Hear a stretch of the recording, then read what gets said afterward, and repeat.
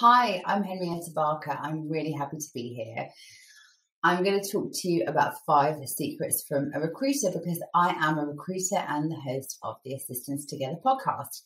And throughout your career, you're going to be working with recruiters, whether you're part of the hiring process for your company or you're the one that's trying to find a job. And in order for you to succeed, knowing a few insider secrets that are going to help you be able to carve out and create the career that you want, get the salary that you deserve, and make the career choices that are right for you is going to help you so much.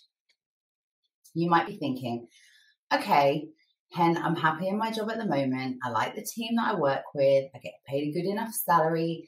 The hours and the type of work that I'm doing is fine. And it might challenge me a bit, but it isn't really stretching me. It kind of just suits my current situation. Or you might also be someone who has a really demanding job. You know where you want to be in 5 years. You've reverse engineered exactly how you're going to achieve it. But wherever you are in your career, you're going to be like the majority of people who don't think about it at all until they are forced to think about getting a new job. And we are all being forced into that now because every situation has changed. Every industry has faced changes and evolution due to the pandemic, which means that you're in a position where you have to think about your future too. So as I've said, just a quick picture of me and the logo for the Assistants Together podcast, which you can find wherever you listen to your podcasts. I interview people every week. It's a weekly interview series. People in the industry who are finding jobs, who are industry leaders, assistants who've had great careers. We talk to all of them because we want to be able to bring information to you and stories to you about what assistants are doing and what they are doing to get there too, because that's the main thing for me, helping you achieve the results that you want. So that's what I'm doing here. That's what I want to share with you, some of this insider information to help you navigate this time, create the career that you want and get the outcomes that you want, the salary, everything. Because the landscape of work has changed, many of the assistants I'm speaking with are feeling uncertain about whether the company is stable or not. And when things become fragile, because of a time of transition, we have to think about what it takes to create our careers. What does it look like? And that is a combination, like a magic combination of our skills and experience, our CV or resume, LinkedIn, and our personal brand, and actually taking the time to really plan your career. And, recruiters know some stuff that you don't know. And that's why I want to fit all these pieces of the puzzle together, whether it is to do with your CV, your LinkedIn, and your personal brand, and then how you can interact with recruiters. And this isn't just another one of those kind of things where I tell you to build good relationships with them. This is about breaking down what recruiters do and how they deliver to their clients and what that means for you and what you can do about it. So if we think just quickly, because I would be really remiss if I didn't talk to you briefly about your CV and things. Your CV, I like to say, is a kind of an advert that you put out what you can do. But you have to send that to someone. There's a physical transaction. You're either applying for a job or you're sending them your CV. I want you to focus on LinkedIn a lot because that's the number one place where you can communicate. That is like a billboard with your face, your experience, your name on it, your contact details, every bit of experience that you've got should be on your LinkedIn profile. That means please take the time to find out more about how you can maximize any opportunities you have on LinkedIn. Please take the time because it's going to make your life so much easier in the future. And we have to mention this elusive thing of personal branding. And that is everything that you do that goes out into the world, right? It's all your connections at work and colleagues. I like to call it reputation, quite good old-fashioned reputation, because it's about improving connections and building your personal brand. And when we talk about that, it really is just a question of getting to know more people and building good working relationships with them. So before we really get into the recruiter secrets, here are some home truths about recruiters, right? Recruiters don't work for you. We know this. They get paid by their clients and they have a different relationship with you than they do with their clients. Good ones, really good ones, know that they have to have the same relationship with you as they do with their clients. Be wary about who you give your attention to, right? Because recruiters are literally paid to sell a company and their client to you. Please do your own research. That's what Glassdoor's for. That's what LinkedIn's for. They can't tell you everything that they know about a business. They can't give you information about whether or not a salary is a bad one. They're going to tell you it's a great opportunity. Do your own research.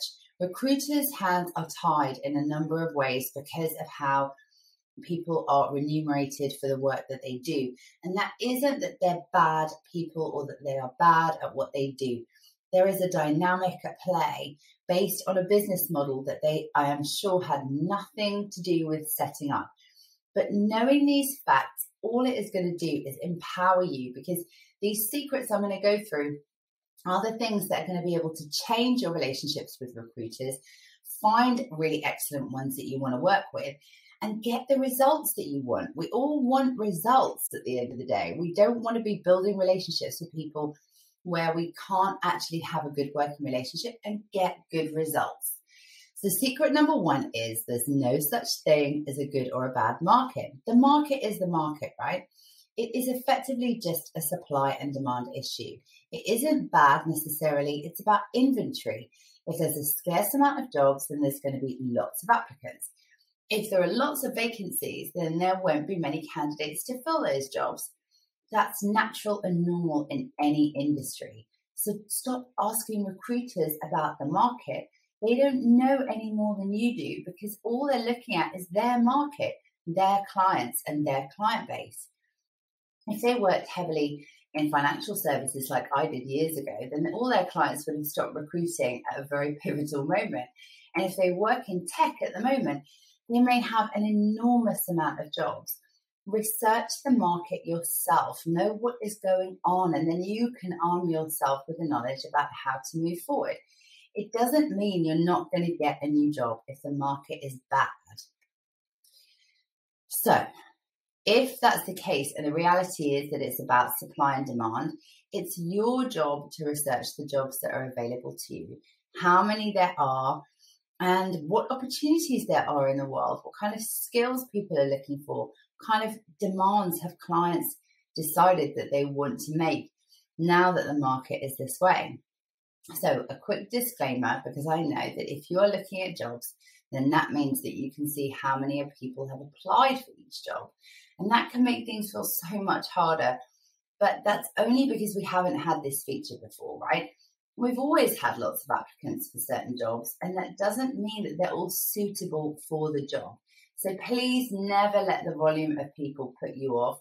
That is not what we need to let happen, because it doesn't mean that everybody is at your level and is going to be able to work in the way that you do just because they've applied for it. So, quick recap. Look at jobs that are available to you. Look at LinkedIn. Find out what skills people are looking for, and look at job boards, because the market is only that individual recruiter's market that they are talking about when you ask them, what is the market like? Secret number 2. Recruiters need you. Okay, sure, they don't get paid by you, but they're not going to get paid at all without you. We've got to think about this. They have no business without you, not a tiny bit of it. So let that sink in, because people are often approaching recruiters as if they're doing them a favor by meeting them, or they're doing them a favor by putting them forwards for jobs. They can make it seem that, you can't have access to them. But a lot of recruiters don't have incredible roles that you would necessarily be interested in. If you look in the UK alone, there are nearly 34,000 recruiters in various sectors, yes, but that is a lot of agencies who are trying to attract a lot of great talent. So because recruiters need you, watch how you're being treated by them. How do they interact with you? Do they invite you to meet with them? How do they look after you through the whole process of applying for jobs that they're working on? And if you know this, then researching salaries yourself is a great thing to do, and easier than ever. Knowing all of these things gives you so much more power than you think. Make sure you research the salary, as I said, because before you actually speak to a recruiter, you want to know what your market kind of rate would be, what kind of salary you can expect. And that means you can go into these relationships in such a strong way.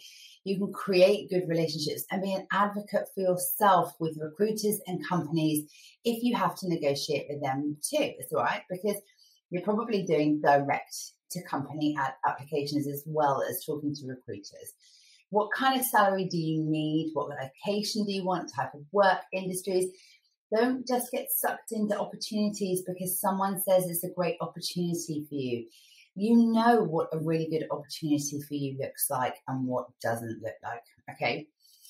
So because they need you, are you relying on them too heavily? And are you actually letting them choose what kind of role you're going to be put forward for, what kind of salary you're going to get? If you know what their main focus is, if you know that they don't work on that many jobs, if you know that they don't have any business without you and they'd never get paid if you didn't get, if you didn't actually apply for any of the jobs, how does that make you feel? What kind of position does that put you in? Puts you in a different one than you necessarily thought that you were in, hopefully, because it gives you the information about what they need you for. So now that you know that, we're going to move on to secret number 3, because now that you know that, you can make sure that you are looking at these relationships in a really productive way and a discerning way, rather than just trying to register with multiple agencies. So secret number 3 is ask really good questions. Asking the right questions when you're building a relationship with a recruiter is the key to your success with choosing the right ones to work with.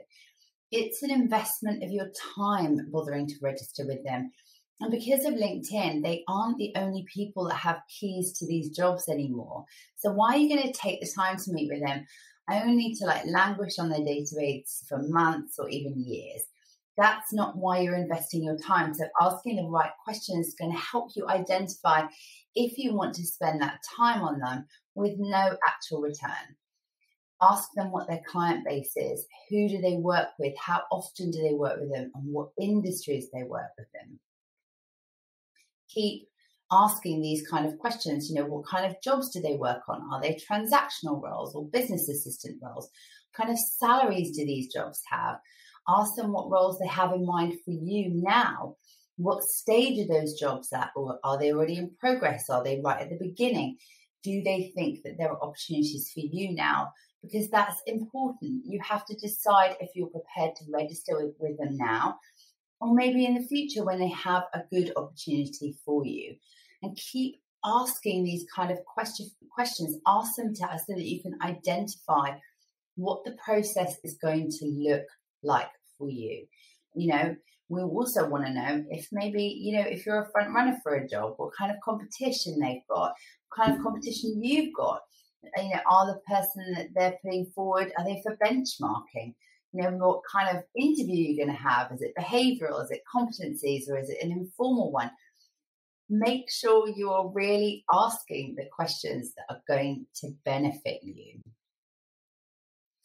So keep asking these questions throughout the process too. If you are registered with an agency and they've put you forward for something, keep asking the questions. Don't be put off if they're not forthcoming with the information. Just keep asking. We want to know where you are in the process, what kind of interview you're going for, what's the team like, what's the business like. And people are hesitant to ask recruiters these questions because the negativity that they may have experienced dealing with bad recruiters has meant that they are shy about trying to find out this information. I don't want you to be shy. I want you to feel confident when you go into these situations. So, secret number 4 is, do you have a recruiter-friendly CV? Now, this is really important because there are 2 types of CVs in the world, right? There are those that are recruiter-friendly and there are those that aren't. Now, you can imagine the recruiter-friendly ones. They look like you've spent your entire life building your career to this point. They're straightforward, they're easy to see a career path, easy to see progression, companies that are maybe recognizable nationally or in your local area. That's what a recruiter-friendly CV looks like. So take a look at your CV and think about the response that you're getting from recruiters or that you've got from recruiters in the past. If you're getting negative or dismissive feedback from recruiters, it could be because you don't have one of those recruiter-friendly CVs that we're talking about. If clients pay recruiters, they're paying them to save them time and simplify the process for them. That means removing a lot of the thought process. So they want people who are easily definable, have easily definable experience, and are looking for the salary that the company want to pay. So you know this, but often you can get frustrated and feel like you're not getting anywhere with a recruiter. You tick those recruiters off your list if you are not getting anywhere with them. It's not because of you. They are just having to meet their clients' expectations. They're looking for a reason not to put you forward. And if that's the case, then you know that if you're not getting any traction, then your CV may just not suit them. There are loads of ways that you can take your job search into your own hands. You don't have to feel like you're missing out on opportunities. The amount of vacancies that are direct hire positions are increasing all the time. Network, apply on job boards, but know the limitations that recruiters are going to put on you, and be careful how you spend your time.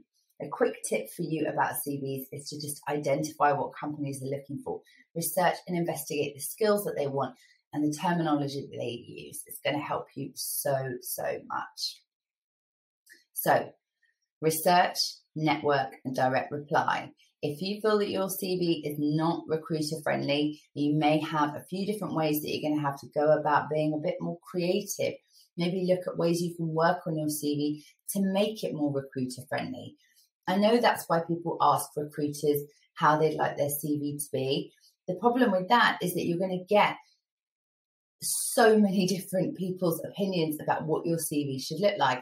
We all have, as recruiters in our mind, the ideal CV. We all have the ideal CV for our clients specifically.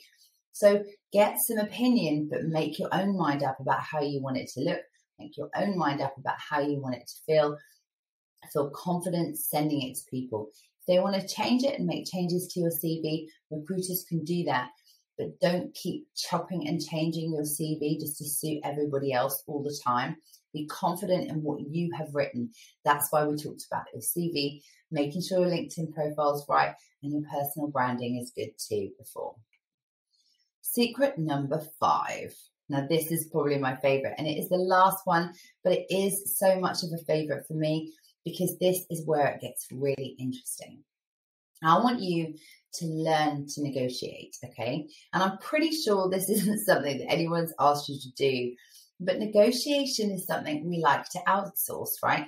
We don't want to have to say what we deserve financially and what we need. We don't want to have conversations around money. It can be really uncomfortable for so many people, but knowing this is going to help you so much. Negotiation starts long before the job offer, like way before it. And often we think about it in terms of negotiating starting once you get an offer on the table.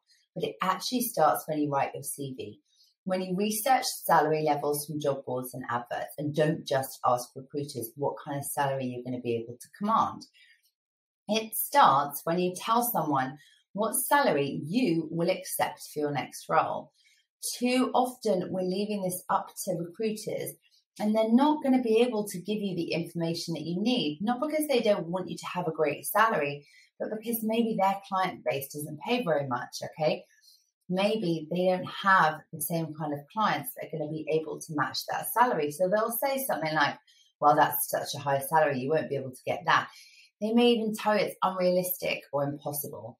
And if they do that, you have to really seriously decide if you want them to negotiate on your behalf. Do you really want them to negotiate for you? Are they going to be on your side, or are they just going to be on the client's side, right? That's why asking them isn't the best idea. Of course, you've got to be realistic. Of course, you've got to make sure that you're not selling yourself short. But if you don't know what you're worth, you can't expect someone else to work for you to get you what you want. So you're your own advocate, right? Keep the salary in mind because you've done the research into the salary that you're going to be able to command. Go in a bit higher with the salary. Don't go in with the exact amount and just say that's what you want. And definitely don't go in with, I do 45 to 50K, for example. Say you want 50K. We know that you could possibly go lower. We know that we might be able to push you lower. But if you start at 45, then you're going to get offered the jobs between 40 and 45, not 45 and 50. So go in a bit higher when you are speaking about it. And if you feel uncomfortable about that, get somebody, a friend, anyone to coach you through that process. Don't tell them on the phone, tell them in writing what you want if that feels more comfortable. Often people are selling themselves short, and this is not what I want for you. I want you to feel confident when you talk about the salary that you want, but give yourself some room to move and learn to negotiate a little bit. Research negotiation. What's it like? What do I need to know? How do I need to understand how this process works? Because you need that recruiter to negotiate for you. They're going to be the only one when it comes to salary that has any access to the client. And that negotiation process is not always transparent. And if you aren't advocating for yourself, then you have no chance of getting anyone else to do that for you. And this is something people are making a huge mistake doing, because you've got to be in charge of what kind of salary you are prepared to accept. So I want to do a quick recap because I know this is a lot of information for you all in one go. But by understanding all of this information, right, you are going to understand that recruiters who work with you in the same way that they work with their clients are the ones that we want. We want someone that can help you and support you rather than just leading you through the process and giving you what you feel is a great offer, but it isn't necessarily a great career move for you, or it's not a great salary for you. We want people that are going to enhance your job search rather than make it harder. And we're always looking for a job, even when we're happy, right? Keep an open mind, keep an eye on the market, keep learning about what you can get in the market, what kind of skills you might need to develop, what kind of salary you might need to command. Keep these points in mind so that you can get the results you want. Ask the questions that you need. Push recruiters for information. It is their job to help you do well in that situation. It is their job and it benefits them. So never feel wary or shy of asking a recruiter any kind of question, and really push them if they're not giving you the answers or the information that you want or need to do well as part of the interview process. Remember, there's no such thing as a bad market. You can get the jobs that you want, even if it takes a bit longer, even if it's harder, even if you have to push harder to get those opportunities. That may be what it takes, but it doesn't mean that you need to quit before you've even started, and learn to negotiate a bit. Make sure that you understand and research the market for yourself so that nobody can get you for a really low market price. You know what you're worth and you know what you can do and you know what value you're going to bring to a business, right? You understand who you are and what you can do for a company. This is such an important part of it. I have so enjoyed talking to you today. Thank you so much for listening.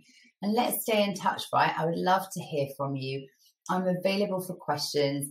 Drop me a line. I'm on LinkedIn. It's Henrietta Barker. I'm on social channels. It's hen.barker and Assistants Together if you want to follow the podcast.